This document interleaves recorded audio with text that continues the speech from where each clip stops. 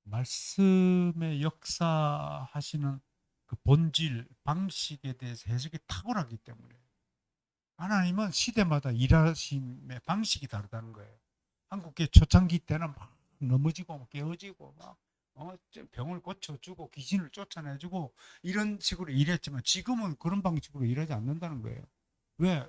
숙성됐기 때문에 한국 교회 전체적으로 영적인 진리에 대한 지식이 대부분 상승됐고 그 다른 방식으로 이제 설교해야 된다는 거예요. 그러니까 옛날 설교의 방식 그대로 하는 사람 때문에 박은선 목사가 미치겠다는 거예요. 기도원에 갔대요. 옛날에 우리 기도 가면 어때요?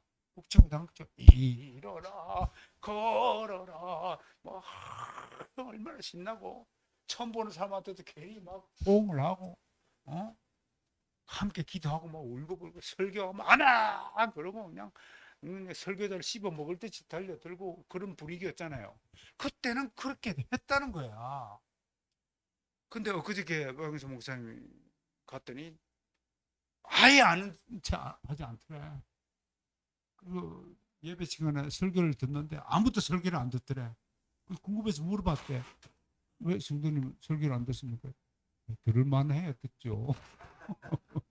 속에 맨날 그 방식이 이제 식상해서 못 듣겠다. 그 말에 목사 충격을 받은 거야. 그러면서 이렇게 해석한 거예요. 내가 설교를 달리하는 것이 아니라 하나님의 일하심이 그때와 지금이 다르다는 것을 깨달아야겠다. 라고 우리 목사들에게 전해주는 거예요. 사랑하는 목사님을 비롯해서 여러분, 시대가 달라졌다는 것은 본질이 달라진다는 것이 아니라 그것을 어떻게 증거하느냐 방식을, 지혜를 잘 택해야 한다는 것을 말씀을 꼭 좀 드리고 싶어요. 그래서 이런 목소리를 뭐 타고났으니까 어쩔 수 없다 하더라도 저는 기본적으로 우리의 목소리를 아까 말씀드린 소름에 맞추고 또 따뜻하게 전달하려는 기본적인 마음을 가지고 너무 성질 급하게 막 따다다다다다 그렇게 말씀하지 마시고 또 너무 주어를 I를 사용하지 말고 어떤 분은 I did 내가 했습니다. 내가 항상 주어가 I인데 여러분 사탄이 하나님을 이사야 14장에 있는 하나님의 말씀을 그대로 모방한 것이 I will 하는 것이니까 주어를 되도록이면 I를 사용하지 않고 나를 통하여 through me God did through me 따라서입니다. God did through me 특히 목사님들 이사야 선지자가 이렇게 말했습니다. 바울이 이렇게 말했습니다. 요한이 이렇게 말했습니다는 개혁신학적 표현이 아니에요. 하나님이 사도 바울을 통하여 로마서 5장 1절부터 4절까지에서 이렇게 말씀해 주셨습니다. 이렇게 계시해 주셨습니다. 라고 주어가 누구라고요? 하나님이. 이것부터 고치셔야 돼요. 그래야 여러분 개혁파 성도의 믿음이 될 것입니다. 성경적인 것이고. 그 한 가지의 변화가 우리 일생의 가치관을 바꿀 수 있습니다. 주어가 I에서 God으로 변하는 순간 모든 하나님의 주권 아래 내가 있다는 것을 인정하게 되는 거죠.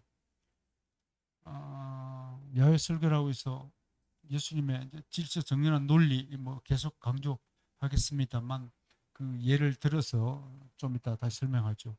그 다음에 굉장히 그 예수님이 재미있었다. 재미있는 말씀을 했다. 엠마오로 부활 이후 엠마오로 가는 제자들과 대화했을 때 재미가 없었으면 그 하룻밤을 같이 지낼 만큼 되겠습니까? 우리 장로님이 이번 주 지난주부터 지금까지 4번 5번째 오십니다. 그런데 월요일날 당구 치러 오십니다만 사실은 적수를 만났어요 저희가. 근데 그것보다도 사실은 재미가 없으면 오겠습니까? 그죠? 우리한테 주시는 재미와 감동, 유익이 있기 때문에 오고 가겠죠. 마찬가지로 엠마오로 가는 제자들도 예수님이 정말 재미가 없었으면 도망쳤을 거예요. 그렇지 않겠습니까? 그래서 제일 맛없는 설교자가 누굽니까? 땡 여의 똥 시작해갖고 계속 진지하신 분. 그건 설교 빵점이에요. 다른 사람들의 마음을 너무 무겁게 하는 것이니까 그거 아주 조심해야 돼. 특히 이공계 대통령 되시는 분이 이 몸이 건조한 설교하면 안 됩니다. 앞으로 뭔가를 개발해야 되고, 그러기 위해서는 여러분 재미를 주기 위해서 제일 먼저 내가 무엇을 취해야 될까요? 그거 생각해 보세요. 난 재미가 없는데요. 난 어떻게 재미있는 말을 위트를 그런 재능이 없는데요 라고 생각하시는 분들은 큰 오산입니다. 위트는요 계속해서 유머, 차라리 개그 콘서트라도 요즘 합니까? 개그 콘서트를 자주 좀 보세요. 웃음 코드를 좀 개발하세요. 그리고 내 스스로가요 부드러워져야 됩니다. 내 스스로가 원리 원칙대로 사시는 분들은 굉장히 위험한 인물이라고 심리가. 여러분, 내가 자주 쓰는 말인데 그저께도 부활절 연합예배 때 설교 제목이 뭐였습니까? 둥근 공은 있다 없다? 없다. 둥글게 보일 뿐이지 둥글지 않아요.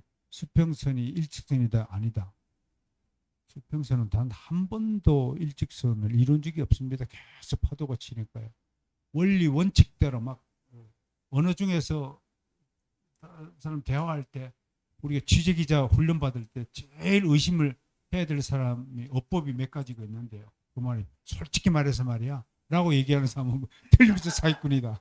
그럼 교육을 받아요. 솔직히 말해서 이렇게 얘기하는 사람, 자기 자신에 대한 확신을 지나치게 가지고 있는 사람들 경계하라. 그런 말이 있듯이 좀 이렇게 자기 자신을 위트 있는 쪽으로 계속 개발시키고 훈련시키고 좀 라이트하게 너무 헤비하지 않게 다른 사람이 접근할 때 아우 저분은 가까이가 너무 좀 부담스러워 이러면 실패하거든. 오늘 우리 장장님 얘기를 하는 장장님이 굉장히 위트가 있으신 분입니다. 근데 배꼽을 잡아요. 나보고 나는 맨 처음에 나를 보고 병따개라고 그러는 것 같아요. 그래서 이게 뭔 소리냐고 했더니 병따개가 아니고 맷따개라고 그러더라고요. 맷따개. 맷따개가 뭔 줄 알아요? 내가 이런 소리를 듣는 사람이야. 한국계 모범된 장로로부터. 공성호 목사, 맷따개가 뭐예요? 이렇게 저렇게 위트가 없어. 매우 따뜻한 개혁주의자. 내 개를 그렇게 병따개로 들렸을까? 지금도 병따개입니다. 이런 위트 하나로 이런 위트를 상대방에게 선물해 주니까 얼마나 감사한 거예요, 여러분. 말 한마디에 세상 사람들 천능빚을 갚지만 그리스도인의 말 한마디에 영혼을 죽였다 살렸다는 거예요. 그만큼 그리스도인의 말 한마디가 정말 중요하다는 거 이거 좀 알았으면 좋겠다. 그 정도 하고 넘어갑시다. 두 번째는 공감 설교인데요. 예수님은 위트가 없었다 그런 말 하시면 안 됩니다. 곳곳에 있습니다. 부자가 천국에 들어가기는 낙타가 바늘귀 들어가. 그 굉장한 위트랍니다. 그게 유대사회에서. 우리는 별로. 아니 그저께 그 메가던 목사님이 10일간 죽음의 경계선을 넣는 수술을 받고 퇴원하셔서 10일만 다시 정정합해 줬어요. 오늘 첫 마디가 올해 84세예요. 39년생이니까 오늘 제가 제 나이를 처음 맞이하는 날입니다. 순간입니다. 그랬더니 웃어. 그 말이 웃겨요? 코드가 다른 거예요. 미국 사람하고 한국 사람하고.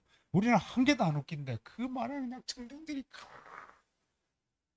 그렇게 죽음의 사천을 넘어오신 분의 어투가 밑으로 딱 그날 얼마나 멋져요. 그게 좀 여유롭게 해야 되는데 여러분 유능한 의사일수록 수술을 어떻게 하는지 아세요? 무능한 의사일수록 막 찔러댑니다. 칼로 막 해게 나쁜 놈아 네 죄를 네가 알렸다 막 죽거나 하고 찔러대는데 진짜 명의는요. 진짜 명의는 그 수술을 위해서 얼마나 많은 사전 준비를 하는지 몰라요. 진단을 철저히 하고 그러다가 상담하고 환자님 수술 안 했으면 좋겠지만 이 병은 수술을 해야 되는데 좀 믿으세요. 제가 30년 동안 이 수술을 한 게 때문에 염려하지 않고 깨끗하게 수술할 수 있습니다. 그 수술 이후에는 이런 현상이 나타나는데 너무 두려워하지 마세요. 그리고 수술할 때도 마취를 딱 해서 할 겁니다. 어느새 한 잔만 주무시고 나면요. 깨고 나면 그냥 자연스럽게 수술이 돼 있을 겁니다. 이렇게 위로하고요. 여러분 목사가 설교로서요. 성도들을 위로하고 안심되게 만들고 작은 세밀한 지식까지 다 안내하고 이렇게 설교를 해야 되는데 옛날에 어떻게 합니까? 막 고함을 치고 그냥 다른 놈들은 다 썩었고 지만 옳고 말이에요. 이렇게 해가지고 목사가 말이야 죄를 지적하지 않는 목사를 목사다 했다고 그러고 뭐 옛날에 그 부흥사들 옛날 써먹는 방식대로 그렇게 해가지고 나중에 들으면은 진짜 회개를 하면 참 감사한다더니 미안한 얘기지만 그런 방식을 듣고 회개하는 사람들 한 번도 못 봤어요. 여러분 외투를 벗기는 것은 찬바람입니까? 따뜻한 햇빛입니까? 톡톡톡해서 벗겨 자발적으로 하나님 앞에 나오도록 만들어야지. 그게 진짜 명의 아닙니까? 칼을 들었다고 똑같이 수술하는 게 아닙니다. 그래서 수술하는 기술도 이렇게 잡았으면 좋겠다. 그게 이제 공감 설교의 핵심인데요. 여러분 공감 설교는 즉석에서 이해할 수 있도록 해야 됩니다. 제가 뭐 좋은 강의자가 못 되어서 뭐 여러분 앞에 이걸 확인하는 것이 참 죄송스럽기도 한데 지금까지 제 강의를 못 알아듣는 거 있습니까 혹시? 잘 이해하고 있습니까? 이 적적 이해 두 가지 요소가 뭐라고요? Simple and clear입니다. 이거 꼭 기억해 주세요. 설교는요 주석서 쓰는 게 아닙니다. 그 주석서 책 보라 그러면 돼요. 예수님의 어법을 보세요. 못 알아듣는 얘기 있어요? 그 높은 차원 진리를요 명쾌하게 여러분 칼빈의 기독교 강의 읽어보세요. 얼마나 심플하고 얼마나 논리 정렬하게 첫째 둘째 셋째 탁탁탁탁 끌어가지고 조리시킵니까? 그래서 제가 설교를 항상 저의 제자들은 저의 영향을 받아 기성정결을 합니다. 왜? 기성정결로 드라마틱하게 설교의 방식을 이끌어가지 않으면 기억이 안 되는 겁니다. 뭔 얘기를 주저리 듣긴 들었는데 막 복잡한 거야. 그리고 여러분 요약할 때도 칼빈처럼 첫째, 둘째, 셋째 그 이상 넘어가면 안 돼요. 왜? 세 가지 이상 나열해 보면 그냥 헷갈리는 거예요. 여러분 하나님이 613개의 계명을 몇 가지로 줄여줬어요? 몇 가지 다 외워요? 손가락 세면서부터 10가지 이것도 못하는 두 가지로 또 줄여드렸어요. 그게 하나님 이웃 사랑이에요. 그게 10계명의 전부예요. 이렇게 단순한 논리를 가지고 접근해 줘야 돼. 상대방도 그러니까 아까 조금 전에도 위트라는 기술이 얼마나 중요한가를 아셔야 돼요. 주저리 너저분하게 도대체가 이놈의 설교가 어느 방향으로 가는지 어디쯤에서 지금 헤매고 있는지를 모르게 하는 것은 아주 나쁜 설교였죠. 스펄전 목사님 제가 소개했어요. 빨간 거 보세요. 누구 우선이라고요? 위건호. 뭐 우리 교회에서 뭐 위건호 교육을 다 받았죠. 위건호 어떤 분들인지 다 받았죠. 그 위건호에서 나오신 분들이 누구예요? 대표적인 것이 세 갈래가 있어요. 그 중에 북미 쪽으로 가신 분들이 청교도라고 하는 거예요. 위건호 후손들 중에서 영국의 남부 지역에 지금 웨일즈 지방에 정착하신 분들이 있고 또 한쪽은 네덜란드 쪽에 정착하신 분이 있는데 이 네덜란드 계통의 신학이 아브라함 카이프라든지 바빙크, 루이스 볼코, 워필드, 기라슨 같은 신학자들을 배출한 곳이 바로 네덜란드고 그 네덜란드 신학의 근본 뿌리가 뭐냐? 위건호 정신이 위건호 스피릿을 가지고 있다. 위건호 출신이에요. 청교도적인 경건 서적도 읽고. 몇 살 때 이분은 담임 목사가 됐다고요? 이게 가능해요? 가능해요? 말이 안 되는 거면 20세 때. 1857년 23,653 이것도 셌나 봐요.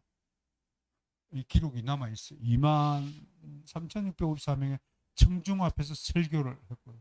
1861년 4년 뒤에 메트로폴리탄 태버네클, 그 대도시 장막 교회라고 하죠.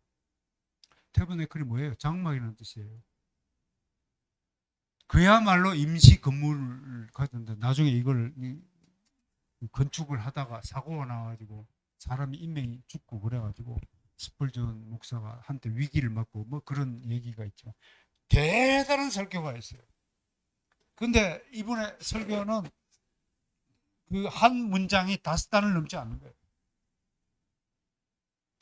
예를 들면 이런 거예요. 당신은 우리를 살리시고 천지를 창조하시고 막 대표기도 할 때 막 줄줄이 엮어가지고 굴비 없듯이 언제 끝나 하는 것이 아니고, 당신은 예수 그리스도가 우리 구주이심을 믿으시길 바랍니다. 그분이 십자가에 돌아가셨습니다. 그분이 3일 만에 부활하셨습니다. 그분이 내 안에 오셨습니다. 그분이 바로 성령 하나님이십니다. 이게 그분의 설교. 여러분, 어떤 것이 확 심령에 꽂혀요? 이거 설교의 기술이 아니라 설교의 기본이다라고 내가 강조하는 거예요. 이거 기술이 아니라 모든 사람들이 의무적으로 이런 행태를 가져야 합니다. 인생 할 수 있겠어요? 마스터스 제1회 졸업생 뭐 입학하자마자 전교 1등이 되시는 분 얼마나 위대하신 분인지 이걸 기억하십시오. 그렇게 해서 공감은요, 공감은 모든 사람들이 감동한다는 뜻입니다. 그런 설교를 해야 됩니다. 설교만 하면 청중이 존다. 누구 잘못? 누구 잘못이라고? 나 잘못이야. 이제 좋은 분이 좀 앉아 있어. 요즘에는 좀 안 좋으시더라. 그래서 내가 회개를 많이 해요. 스펄전의 공감 설교. 모든 사람들 감동을 줘야 된다. 감동이 없는 설교는 죽은 설교다. 아무리 뭐 내용을 풀어가지고 뭐 단어 뜻이 뭐고 어떠고 이것이 교리적으로 어떻게 연결이 되고 뭐 그 스콜라 철학이지 그건 절대로 개혁 신학이 아니다. 꼭들 명심하시고, 이 말씀은 또 목사들에게만 필요한 말이지 절대 그렇지 않습니다. 모든 개혁파 성도들은 이 공감 설교의 메시지를 원칙을 탁 몸에 채워가지고 누구와 대화를 하더라도 감동을 줘야 된다. 뉴천지가 오더라도 뉴천지가 감동해가지고 회개의 눈물을 흘리고 돌아가면서 진짜 내가 증거장막을 떠나야 되겠구나라는 마음을 먹을 정도로 감동이가 만들어야 된다. 그런 뜻입니다. 그 다음에 세 번째 경구의 적용인데,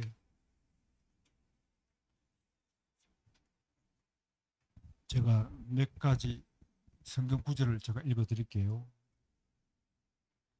이 경구의 적용을 일단 말씀을 좀 보고요. 누가복음 이야기입니다. 9장 62절에 손에 쟁기를 잡고 뒤를 돌아보는 자는 하나님 나라에 합당치 아니하니라.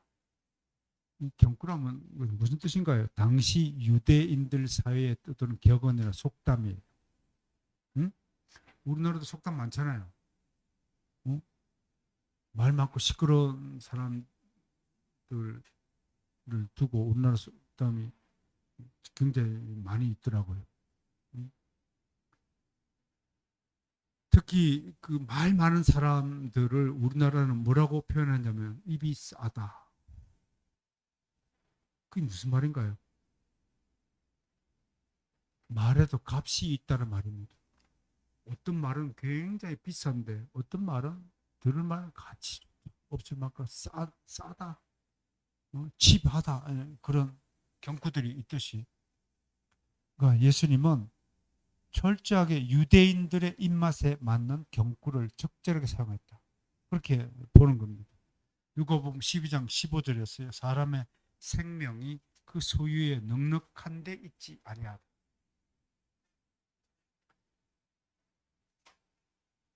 마태복음 23장 12절 누구든지 자기를 높이는 자는 낮아지고 자기를 낮추는 사람은 높아지리라.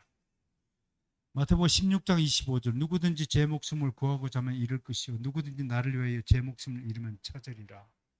이런 말들은 당시 유대인들의 속담이고 경고였다는 겁니다. 하나님이 그 유대인들의 떠도는 말까지도 다 인용하여서 이렇게 말씀으로 선포했다고 하는 것입니다.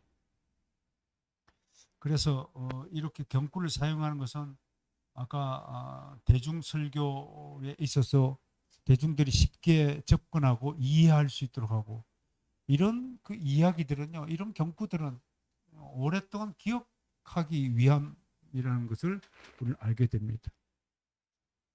여러분들도 그래서 설교문을 준비하실 때 이런 경구들을 적절하게 잘 사용하면 좋습니다. 제가 요한복음 강해하면서 아드 핑크나 몽고메리 보이스 또 뭐 다른 한국 설교가들 책들을 하는데 몽고메리 보이스 목사님이요 이 경구를 굉장히 잘 사용합니다. 물론 뭐 필라델피아 지역에서 떠도는 경구라서 저는 뭐 그게 왜 사람들의 마음을 끄는 것인지 잘 이해도 안 되는 부분이 있습니다. 뭐 큰 신발을 신은 사람은 배에 타면 안 된다. 뭐 그런 말이 하는데 그게 무슨 뜻인지는 모르겠는데 아무튼 그런 경고를 사용하는 거예요. 왜 그런지 모르겠어요. 배를 뭐 신발 신고 내가 타본 적이 없어가지고 잘 공감이 안 되지만 아무튼 여러분 경고를 사용한다는 것이 어떤 뜻인지 여러분 이해하시려고 믿습니다. 장장님이 이제 잘해요. 그런 거 장장님이 이런 경고를 잘 사용해가지고 아내를 공격하는데 비수 같은 감정으로 쓰긴 하더라고요. 자, 이런 그 시대적인 경구를 제일 사용한 사람이 조나단 에드워드입니다. 이분 몇 살 때 대학에 입학했어요? 그것도 어느 대학교? 미국의 2대 대학교 어디에 하버드와 예일대면 쌍두막차를. 몇 살이에요? 13살에. 칼빈이 법학대학교 몇 살에 입학했어요? 14살. 한 살도 빠르게 한 거예요. 근데 알고 봤더니 이게 좀 이제 만 나이와 이게 차이가 좀 있는 거 미국식 나이와. 천재예요, 천재. 말 안 되는 거예요, 지금요. 근데 브레인 구조가 다른 것 같아요. 천재예요. 그 다음에 이분은 23살 때 부목사로 부임해서 사역을 했어요. 외조부 뒤를요. 다른 집안 자체가 목사 집안이에요. 어릴 때부터 경건한 삶을 살아왔겠죠. 총장이 된 지 석 달 만에 돌아가셔가지고 안타까워요. 그렇게 뭐 서세원 코미디언 출신의 서세원 씨가 뭐 프로젝트 시작한 3개월 만에 죽었다고 그렇게 안타까워하더라고요. 그 사건을 보면서 한마디만 하고 좀 넘어갑시다. 제 개인적인 생각입니다만 한국 사회에는 용서가 없다라는 말이 평가가 있어요. 태종 이방 후손하고 정몽주 후손은 지금도 얼굴을 안 본답니다. 한번 원수는 영원히 원수예요. 우리 사회에서 용서가 없어요. 사실은 뭐 다른 사람 부부의 일에 감내나라는 할 수 없습니다. 그건 부부만 알 수 있는 문제입니다. 다만 언론 보도상 아내를 폭행한 것으로만 알려져 있습니다. 그런데 사이드로 흘러나오는 이야기들 중에 하나는 그 부인이 아주 그 의처증, 의부증에 걸리만큼 지독하게 그 행적을 캐고 막 그랬다고 하는 이야기도 있습니다. 그러니까 뭐 그 얘기는 그 얘기고 어떻든 유죄 판결을 받아가지고 뭐 죄송하다 그러고 이혼하고 이제 새로운 삶을 찾았는데 한국인들의 머릿속에는 뭐만 기억남아요? 폭행 그것만 기억나요. 나은 건 없어요. 제가 얘기하고 싶은 것이 뭐냐면 이것이 한국인의 의식 구조예요. 단면을 보여주는 거예요. 한국인들은요 다른 것 꽂히면 다른 생각을 할 판단할 여유가 없어요. 그게 꽂히는 거예요. 그래서 신천지 유달리 이단에 잘 미혹되는 거예요. 단순하니까. 설교를 단순하게 하라 그랬더니 미혹이 단순해지는 거예요. 간단하게 넘어가. 몇 마디면 넘어가. 어저께 여기 앉아있던 사람이 다음 주에 저 정거장모에 앉아있어. 또 유달스럽게. 그게 뭐냐면 어릴 때부터 논술 교육을 못 받고 비판적 사고, 창의적 사고를 길러보지 못했기 때문에 혹 넘어가는 거예요. 그래 놓고 잘못되면 어떻게 해야 돼요? 잘못하면 내 탓이 아니고 주식 투자도 마찬가지야. 주식도 다 자기 책임에 의해서 하는 거예요. 자기 판단해서. 그래놓고 다, 아우, 책임을 제가 왜 묻습니까? 그래놓고 망하면 어떻게 돼요? 잘 되면 지 탓, 못 되면 남 탓이야. 이게 한국 사회에 정말 대수술을 해야 될, 이게 너무 단선적이고 직선적이고 아주 단견적인 문화 속에서 살아왔기 때문에 인간관계가 깊이 있는 인간관계를 맺을 수가 없는 거예요. 장장님, 우리는 오래 사깁시다. 예? 내가 그대를 속일지라도 결코 슬퍼하지 말고 모여하지 말고 다 이해해 주시고 그렇게 해서 오랫동안 좀 사귀자라고 말하고 싶습니다. 7개 중에서 이제 4개 역설, 패러독스. 기존의 가치관을 무너뜨리죠. 역설은 처음엔 들었을 때 잘 믿어지지 않지만 시간이 지날수록 그쪽을 빨려 들어간다. 그래서 블랙홀이다. 사고의 블랙홀이다. 그런 별명이 있죠. 역설적인 것은. 대표적인 역설이 성경의 팔복 이야기입니다. 심령이 부자인 자는 아니에요. 심령이 부자여야 된다. 풍성해야 되는데 심령이 가난한 자는 복이 있다. 굶주리고 목마른 사람, 슬퍼하는 사람, 의를 위해 박해를 받는 사람이 오히려 복이 있다라는 역설을 통해서 사람들에게 엄청난 진리를 각인시키는 것이죠. 최고의 역설가는 제가 소개한 마틴 로이드 존스라는 목사님이십니다. 이분은 40세의 목사였어요. 그 전까지는 뭐 했죠? 의사였어요. 한 번도 신학교를 다닌 적이 없어요. 개인적으로 신학 공부를 하신 분이에요. 우리 장로님이 사실은 목사님 아들이시거든요. 저분은 반신학자예요. 내가 얘기를 들어보면. 교리 조금만 알잖아요. 그러면 뭐 그냥 나한테 일장연설을 할 정도로 박식하신 분이십니다. 목사 아들이라서 그래요. 그렇죠? 그러니까 나는 한국에 있는 많은 장로님들하고 만나면 장로님들 주로 세상 얘기합니다. 자기가 무슨 회사를 운영하고 있는데 매출은 얼마 되고 뭐 어쩌고 뭐 어디 투자할 거. 저분은 만나면 뭐 지위가 어떻고 뭐 교리가 어떻고 참 저러거든요. 로이드 존스 목사님은 책을 통해서 사실은 회심하고 신학자가 되시고 훌륭한 목사님 되신 분입니다. 그리고 누구의 지도를 받지 않고 책을 통해서 강해 설교자가 된 겁니다. 누구의 조언과 가이드 없이 책을 통해서 칼빈의 기독교 강의를 읽고 칼빈주의만이 유일한 신학일 수밖에 없다라고 강력하게 조언하신 분이 마틴 로이드 존스 목사님. 우리 한국에서 로이드 존스 목사님을 가장 사랑하고 가장 존중하는 분이 누굽니까? 서명관 목사님. 여기 또 한번 모셔야 되겠네. 나만 한다고요? 미쳤어 지금. 나만 한다고. 다음 달 한번 마이크를 드려야 돼요. 여기 몸에 재미가 있대요. 편안하게 앉아서 강의할 수 있는 곳이 별로 없대요. 서서 막 교회당 큰 데서 하면 그건 그냥 교육이라기보다는 그냥 연설하고 오는 건데 그거보다는 이게 낫다. 그래서 강해 설교 이분의 로마서 강해를 신대원 2학년 때 책장수가 와가지고 로마서 1군과 2군을 샀대요. 그 처음에 그냥 무조건 번역을 하기 시작했대. 읽어보니까 재미가 있어서. 1권과 2권밖에 없는 줄 알았대요. 그런데 번역을 하다 보니까 3장에서 마치더래. 이상하다. 그랬더니 수소 만든 결과 그날 3권과 4권은 자기 외사촌이 사가지고 갔더래.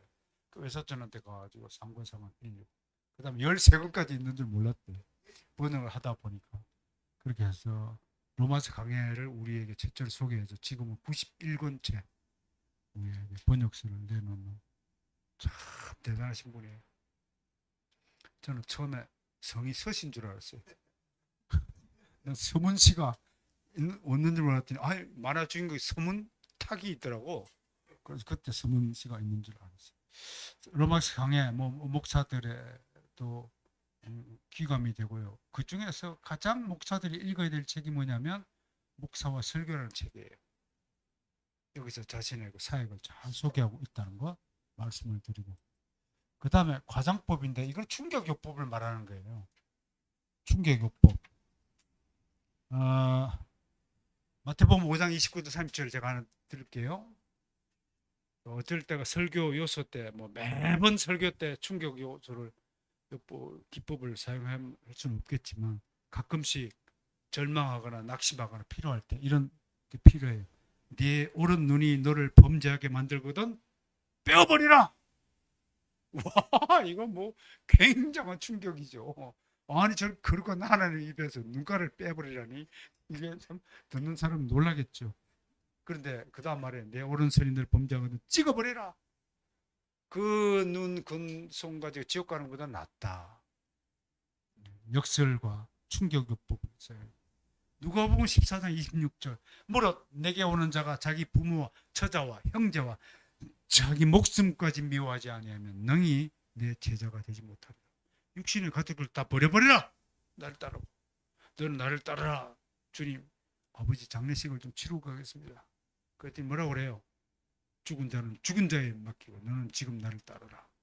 그랬더니 매우 근심하고 따르더라. 돌아갔더라. 못 따라요.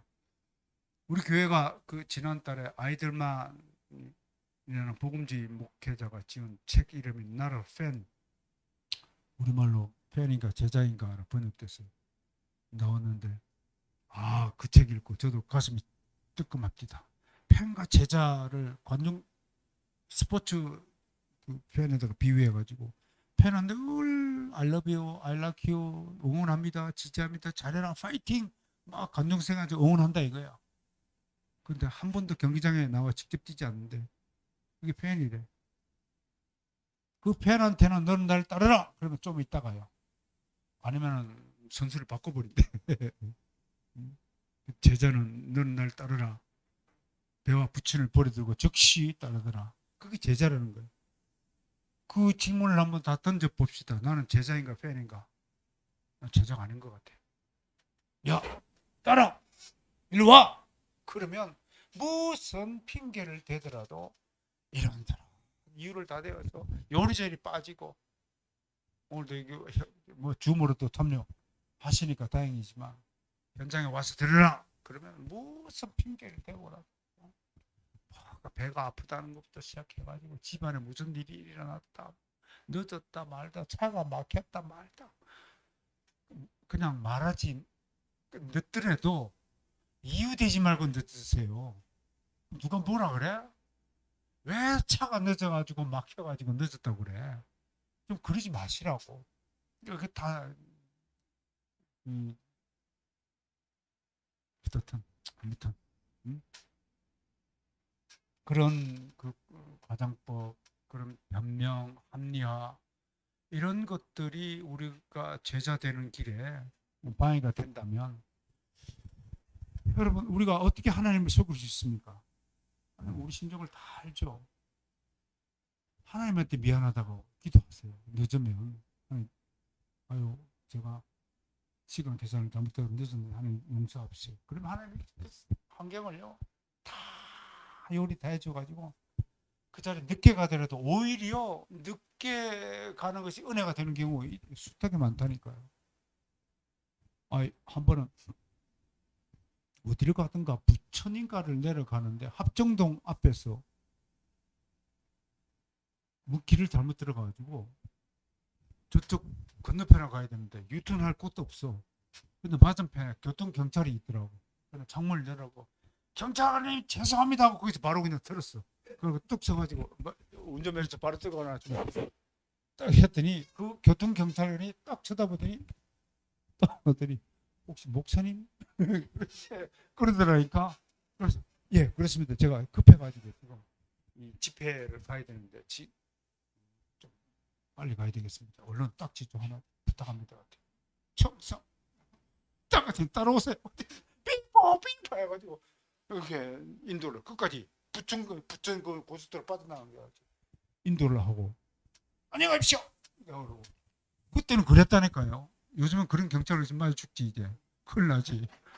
옛날에는 한 20년 전만 해더라도 경찰이요 돈을 받아도 재밌게 받아야 돼요. 그래야 그 후유증이 없어. 우리 고향 진주에 딱 명절 때 내려가면 로타리에 교통증을 딱 써 있어요. 근데 신호를 딱 걸려서 딱 갔더니 아이고 선생님아 고향에 오신다고 마음이 막 되게 바쁜가 보네요. 그래갖고 발을 올려 이렇게 짚으러 올려. 아뭐 두 장만 2만 원 kop질부터 올려. 아니가 있어. 그게 옛날에 시골 경찰에 야, 그게 못 들어진 거거든. 그러니까 뭐 내가 불법을 정리하는 건지 아니고 그만큼 여유롭고 뭐 이랬다는 것을 내가 말씀을 드린 거예요. 그래서 화산법이 별개 얘기 다 나오네. 그다음에 아까 유머 비유인데 비유로 말하기 제가 미소로 말하기 적절한 위트 예수의 말에 위트가 아까 담겨 있다. 위트는요 긴장과 의심의 문고리를 풀어버린다. 예수는 서로의 잘못을 발견하고 비난하는 사람들에게 뭐라고 말씀했냐면 내 눈에 들보는 보지 못하고 남의 너를 뒷거리를 보느냐 네 눈에 들보부터 보라. 그렇게 해서 사람들의 비난의 그 정도를 확 낮췄다고 말씀을 드리고요. 그리고 저도 이게 잘 안 되는데요. 이제 어렸을 때부터 이제 미국물을 많이 먹으신 분들, 영어를 이렇게 하는 사람들의 특징이 뭐냐면 영어는 이제 세 가지를 변하게 한다 그래요. 왜냐면 한국 사람은 우리 세종대왕이 발음 기관을 어디다 집어넣었어요? 요 안에서만 발음이 되도록했어요. 가나다라 마바사다 타타파하. 여기만 요 근육만 발견했어요. 그래서 한국 사람들이 근육이 죽었대요. 그래서 다 보면 다 막 성질난 얼굴 표정을 하고 있는. 한국 사람이 잘못이 아니고 세종대왕 잘못이나. 근데 미국 그래? 근데 미국의 영어는 이 두성부터 여기까지 이 발음을 다 하고 어깨 춤을 탁 올려 what 이렇게 발음하면 안 되거든. what can I do for you 이렇게 해야 되고 온 얼굴 근육을 다 쓰니까요. 얼굴 근육에 나서 그리고 라이트 빨리 봐 억지로 하지 말고 그런다가 되는 게 아니야 지금. 정장면 좀 난리가 난. 여러분들 안 보이죠 지금? 잘 안 돼. 안 되는데 어떻든 예수 믿고 난 뒤에 우리 표정이 좀 밝아진 것은 좀 사실일 것 같아요. 미경 씨 표정이 참 밝고 다 그런데 아무튼 저도 설교 장면을 저는 제 거는 정말 창피해서 못 볼 정도인데 아직도요. 많이 인상이 굳어 있다. 그걸 좀 느끼거든요. 그래서 좀 미소로 말하는 것 이거는 저와 여러분들이 좀 훈련을 좀 해봅시다. 돌아가신 황성환 박사가 매일 거울 앞에 서서 뭐 1000번씩인가 아마 근데 이게 잘 안 되는데 저는 그래도 영어를 조금 하는 축에 있어도 이게 잘 안 되는데 그래서 어렸을 때부터 영어를 가르치면 밝은 표정은 만들어진다. 그래서 자녀들에게 영어를 일찍 좀 공부시키고 그 다음에 영어는 좀 긍정적인 사고를 많이 함유하는 언어가 많아요. I hate you, 저주한다 이런 말 안 써요. 부정적인 말씀, 넌 틀렸어 이렇게 지적하는 것 이런 말이 없어요. 난 생각이 좀 다른데 I have another idea. 난 좀 다른 생각이야. 이렇게 좀 부드럽게 간접적으로 이렇게 의사를 표현하는 기술들을 영어가 담고 있기 때문에 지금이라도 늦지 않았어요. 임생 영어 잘했죠? 네. 예. 이렇게 밝게 얘기하는 게 좀 수상하네. 어쨌든 네. 지금부터라도 우리 집 김경수 목사가 매주 금요일 날 우리 딸이 주부 영어 무료 시간을 금요일 10시부터 12시 서비스를 해요. 네, 10명이 시작했다가 지금 뭐 4명인가 5명밖에 안 남았어요. 1년이 지나니까 못 견디는 거예요. 그까지. 근데 그 남으신 분들은 난 반드시 성공하리라 봐요. 끝까지 참여하니까. 근데 그분들이 참 많이 밝아졌다. 영어를 하게 되면 얼굴이 좀 밝아져요. 물론 뭐 우리는 신앙이 있기 때문에. 여기 제가 존경하는 박연선 목사님, 합신척 목사님이세요. 이분이 요즘에 쓴 책이 안목이라는 책이 있어요. 이번 5월 달에 우리 바로선교회 선정 도서로 내가 선정했어요. 여러분들도 한번 사서 보시기 바랍니다. 이분 미소 한번 보세요. 나는 왜 이분이요? 얼굴도 저랑 비슷하게 생겼어요. 눈도 조그만하고. 근데 표정은 제가 닮고 싶은 표정이에요. 아주 경지에 올랐었어요. 이분 어법이 경지에 올랐어요. 한국교회 대표적 강해 설교자이자 은혜와 성화의 설교자. 굉장히 따뜻하고 부드럽고 그러면서 비수를 찌르는 전곡을 찌르는 논리. 이분의 설교를 들으면 정말 기가 막혀요. 그런데 이분과 제가 동일하게 이혜령 박사하고 교분이 있어요. 이런 분들이 얼마나 인문학 철학적인 기반을 중시하는지 몰라요. 동일하게 저와 함께 코넬리우스 반티 박사를 존중하는 입장에 공부해보면 반틸 박사의 학문을 접해보지 않고는요 개혁과 신학 논하기가 어렵다고 저는 봅니다. 그분이 대업을 달성했어요. 대업을. 반티를 모르고서 개혁 신학을 운운하지 않았으면 좋겠다는 말씀 감히 드립니다. 어떤 뭐 여러분들 소개하고 마지막으로 논리와 변정인데요. 완벽한 논리. 윌리엄 커티스가 분석한 예수님의 논리 세 가지가 첫 번째는 간접 증명법이다. 그렇게 인부했어요. 규리법. 결론으로 이끌어간다. 어떤 명제가 좀 어려운데요. 이건요. 좀 어렵게 분석했어요. 어떤 명제가 참임을 증명하려 할 때 그 명제의 결론을 부정함으로써 간접적으로 그 결론이 성립하는 것을 증명하는 방식이다. 어렵죠? 그럼 예를 이제 들어서 사람들이 예수님이 막 귀신을 쫓아내니까 저희가 귀신이 들렸다고 그랬어요. 그러면 그거를 어떻게 반발해요? 간접 증명을 쓰는 거예요.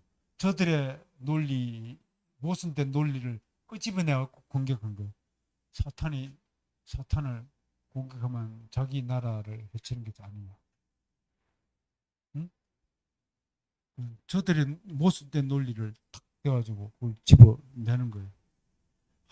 사탄이 어떻게 사탄을 내쫓을 수 있느냐? 한 나라가 갈라져 싸우면 그 나라가 제대로 설 수 있느냐? 내가 귀신이면 귀신을 어떻게 쫓아내냐 이거죠. 응? 내가 하나님의 어떤 기준을 쫓아낸다고 하는 거예요. 그런 것들을 간접 증명이라고요. 딜레마 때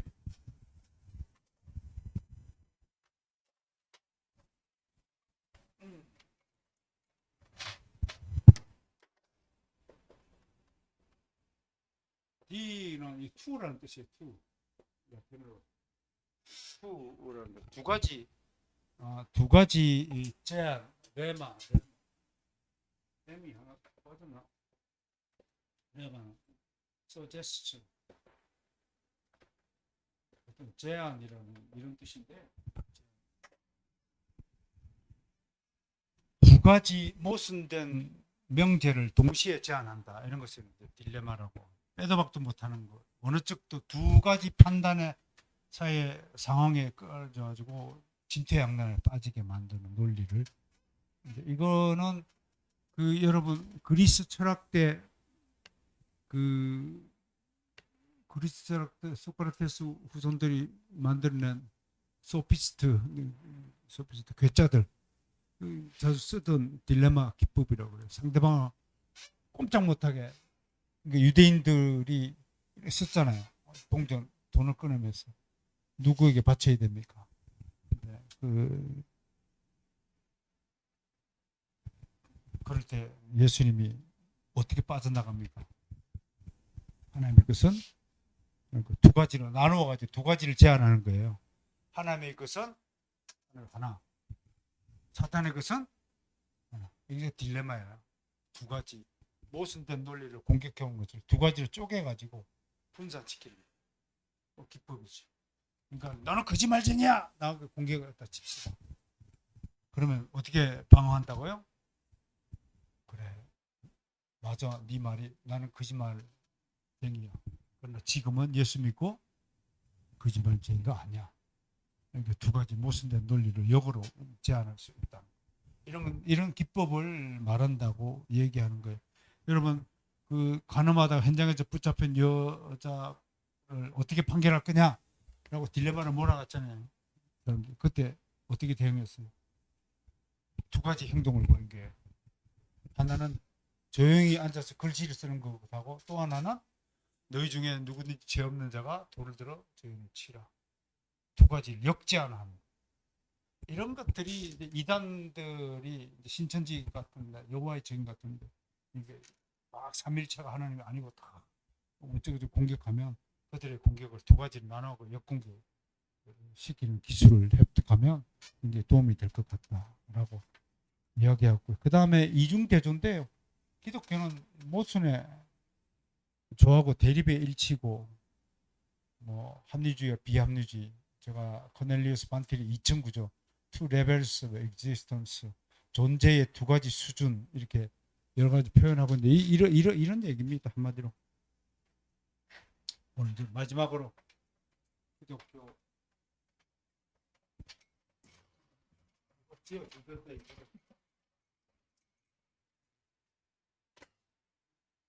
자 봅시다.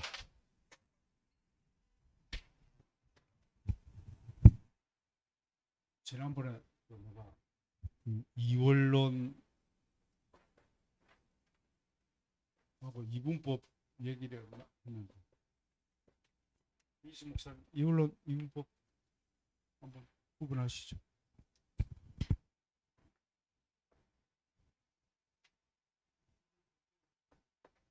이게 이제 two levels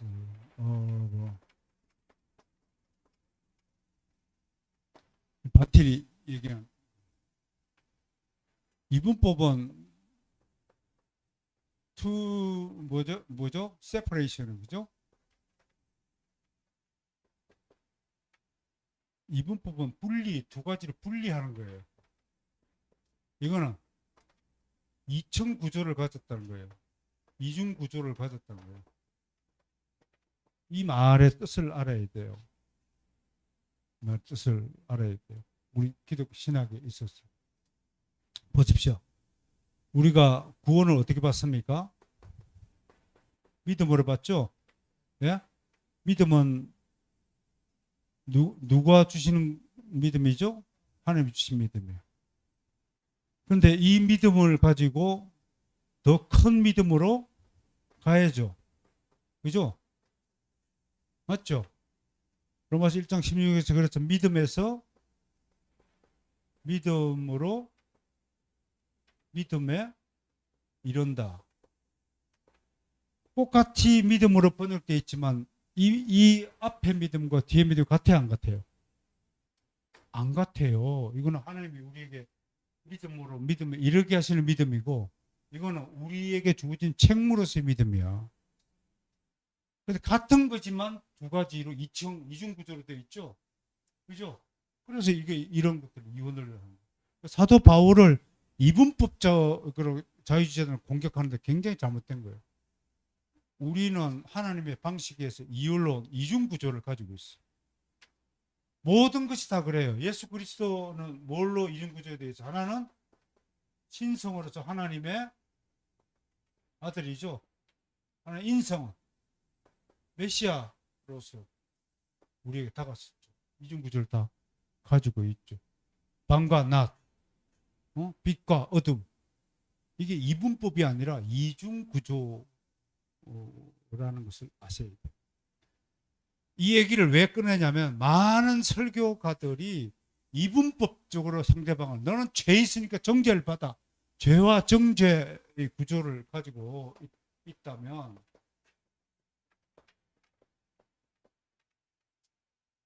여러분 인간은 태어나면서 죄인이에요. 맞죠? 이미 정죄 안에 있다고 성경은 얘기해요. 그 이미 자연스럽게 죄 안에는 하나님의 진노, 정죄, 멸망, 지옥이라는 단어가 포함되어 있죠. 이 포함되어 있는 것을 괜히 꺼낼 필요가 있어요, 없어요? 그럼 이중구조는 죄에 대해서 벗어나려면 뭐가 필요해요? 하나님의 은혜가 필요해요. 그러니까 설교자들이 이 구조를 잘 아시면 죄 얘기하면서 정죄, 얘기할 필요가 있다 없다? 없어요. 죄라는 개념은 다 양심적으로 해요. 죄 그러면 알고 내가 하나님의 진노 아래 있구나. 누구든지 다 알고 있어요. 그러니까 이중구조의 설교의 기쁨이 뭐예요? 그게 반대되는 전혀 죄와 관계없는 여러분 은혜가 죄와 떨어져 있어요. 이분법적으로 떨어져 있어요. 이원론적으로 구조를 갖고 있어요. 구조를 갖고 있다는 거예요. 이건 이제 굉장히 그 예수님의 어법 중에서도 우리가 새겨들어야 할 그런 편입니다. 마태복음 7장 11절 너희는 악하면서도 자기 자녀에게 좋은 것을 줄 줄 알거든 하물며 하늘에 계신 너희 아버지께서 구하는 사람에게 더 좋은 것을 주시지 않겠느냐. 이런 것들이 그 이중구조의 특별한 표현이 될 겁니다. 결론을 짓죠.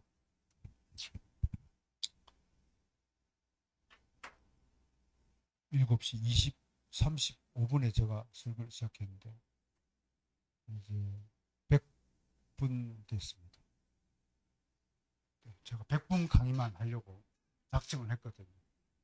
120분 주어진 시간을 100분만 하려고 20분은 뭐 특강하고 하는 건데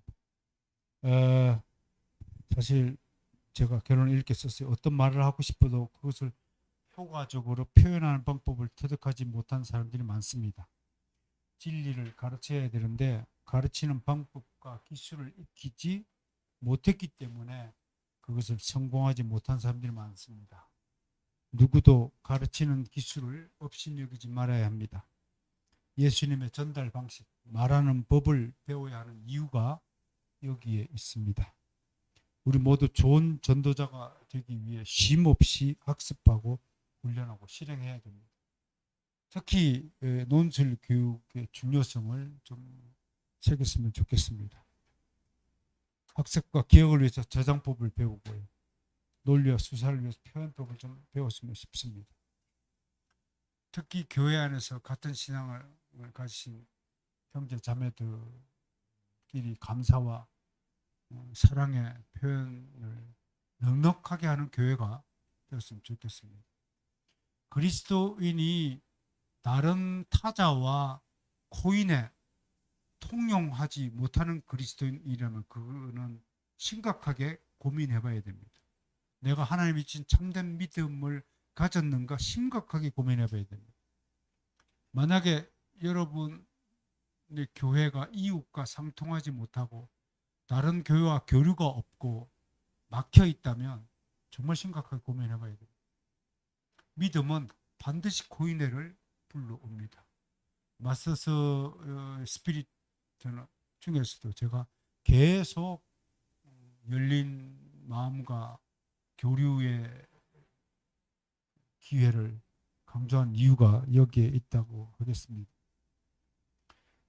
어떻든 논술 교육을 통해서 좀 더 기독 교육을 알차게 만들 필요가 있다는 말씀을 드리고 그 다음에 변증의 능력을 좀 길렀으면 좋겠다. 말씀과 교리의 조화가 이루어지면 좋겠다. 교리 따로 생활 따로가 있을 수 없습니다. 배운 교리를 그대로 삶을 살아내야 합니다. 이단들이 공격해 올 때 배운 교리를 가지고 방어할 수 있어야 됩니다. 넉넉하게 방어하라 라는 교훈을 주고 싶습니다. 어떻게 방어하지? 그냥 안타까워 발을 동동 굴리는 것이 아니라 넉넉하게 이단을 방어하는 사람이 되었으면 좋겠습니다. 가장 높은 실력은 정문적답의 능력입니다. 사탄이 공격해 올 때, 야 사탄 좀 기다려봐, 내가 성경 좀 찾아보고 할 말을 할게. 신천지가 들어와가지고 막 포교를 하는데, 잠깐만 그 계시록 한 10장 하나 읽어보고 내가 대답할게. 그럴 여유가 없습니다. 예수님이 광야에서 사탄으로부터 시험 받을 때 성경책 뒤져보고 답변한 적이 없습니다. 주 내 하나님을 시험치 말라. 사람이 떡으로 사는 것이 아니라 하나님의 말씀을 사느라. 오직 주 여호와 하나님만 경배하라. 이런 신명기 말씀, 이사야 말씀, 시편의 말씀들을 다 암송하고 있다가 그대로 써먹은 사례를 우리는 분명히 기억해야 됩니다. 그 다음 신앙과 신학의 조화가 일어나야 합니다. 원래 이 기독교 교육의 단계가 있습니다. 이걸 아마도 우리 교회 홍보지에도 걸어놨는데,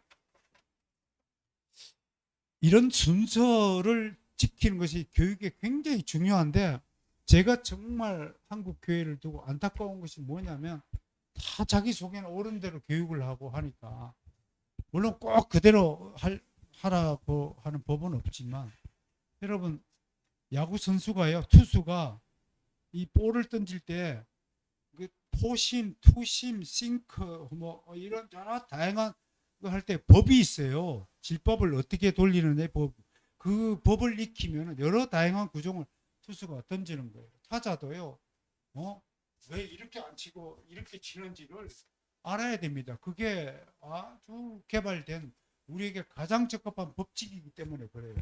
그러니까 이게 모범된 원리를 모델 또는 프린시플이라고 하는데요.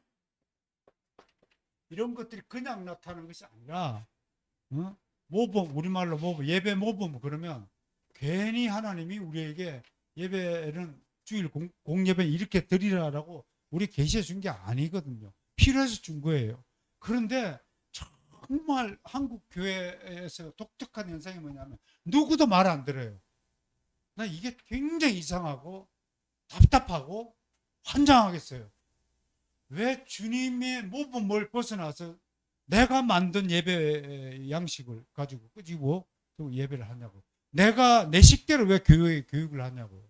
우리 선배들 1단계, 2단계, 4단계를 딱 했어요.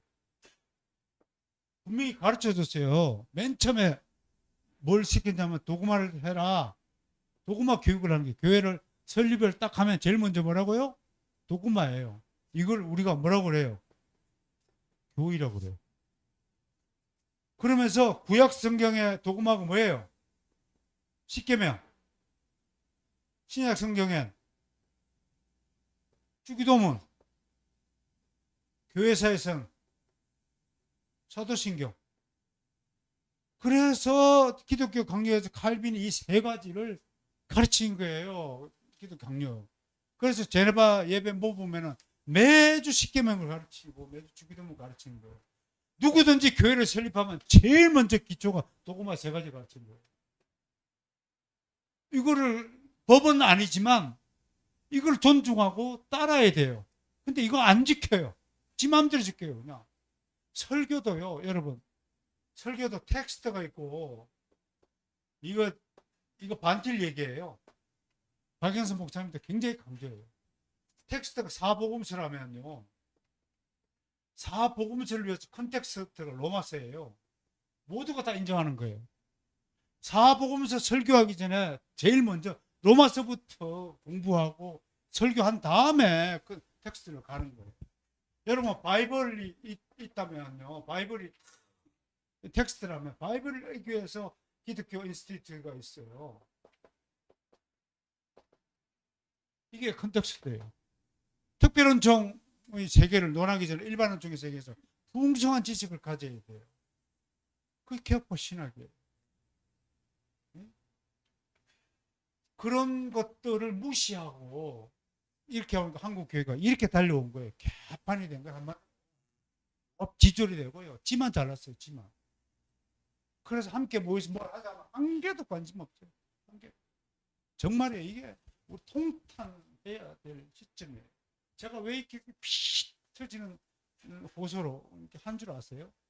은퇴한 목사들 제 또래 동료 교수들 물어보면 나는 이제 할 일 다 했어. 그러고 앉아 있어.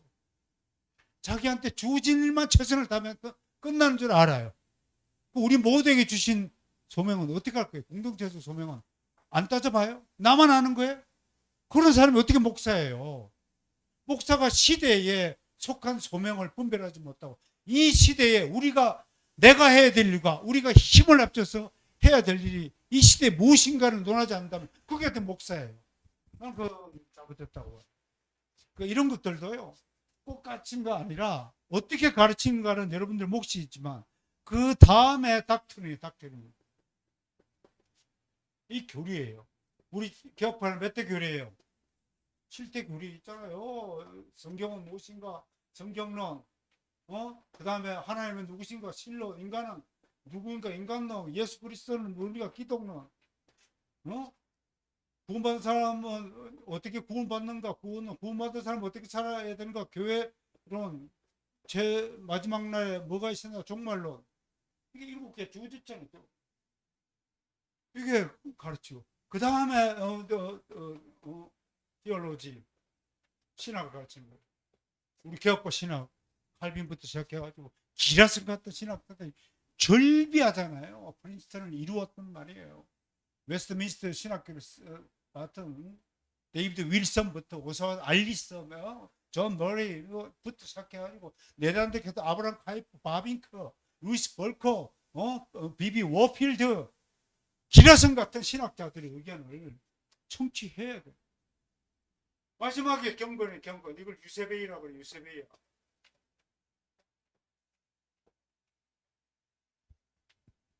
경건 훈련. 이런 교리를 습득한 다음에 삶이 있는 거예요. 도덕과 윤리가 있는 거예요. 그래서 메이천이 뭐라고 했어요? 삶이 아니라 교리다라고 얘기했어요. 네.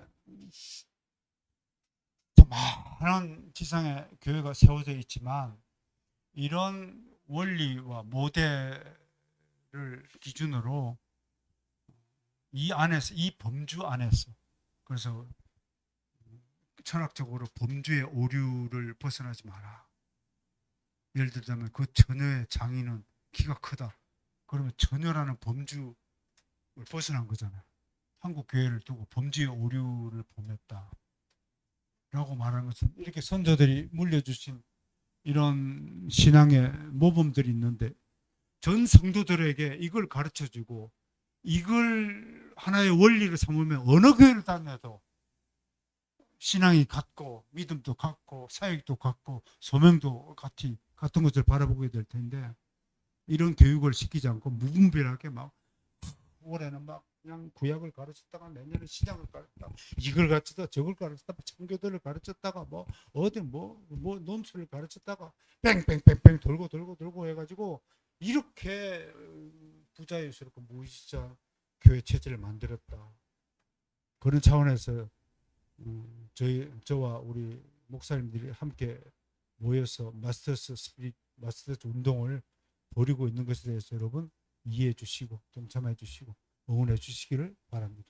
오늘 이것으로서 예수님의 6과 스피치 마감하도록 하겠습니다. 혹시 질문 있습니까? 마지막에 너무 열을 내가지고 여러분 놀랬습니까? 죄송합니다. 질문 있나요? 없습니까? 빨리 끝내길 바라죠. 기도하고 마치죠. 아버지께서